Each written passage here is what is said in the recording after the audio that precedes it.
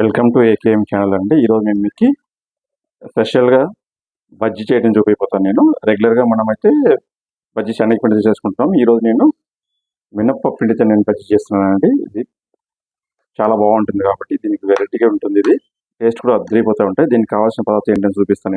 నేను already 1 cup మినపప్పు నానబెట్టి దీన్ని రుబ్బి పెట్టుకున్నాను. దీన్ని మిక్సీ పట్టి పెట్టుకున్నాను. ఇట్లా ఈ పదంలో ఉండాలి. ఇది కొంచెం దీనికి సాల్ట్, మిర్చి పౌడర్ వేసి ఆల్రెడీ కలిపి పెట్టుకున్నాను. దీన్ని మిక్స్ చేసి పెట్టుకున్నాను నేను దీంట్లో. సో ఇక్కడ పచ్చిమిర్చి నేను బజ్జీ మిర్చి తీసుకున్నాను. బజ్జీ మిర్చి నేను ఇక్కడ హాఫ్ కట్ చేసుకున్నానండి. కట్ చేసుకుని ఇది మంచి కడిగి దీన్ని ఆరబెట్టి హాఫ్ కట్ చేసుకున్నాను.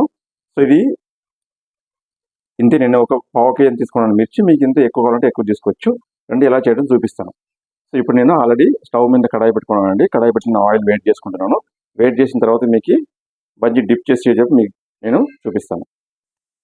సో మినపప్పు మిర్చి బజ్జీ రెడీ అయిపోయిందండి. చాలా టేస్ట్గా ఉంటుంది. మీకు రెగ్యులర్ చేసేట్టుగా ఉండదు. ఏంటంటే మినపప్పు కాబట్టి ప్లస్ క్రిస్పీ కూడా చాలా క్రిస్పీనెస్ ఉంటుంది. మీరు ఇంకా క్రిస్పీనెస్ ఎక్కువ కావాలంటే మీరు కొంచెం రైస్ ఫ్లేవర్ యాడ్ చేసుకోవచ్చు దీన్ని.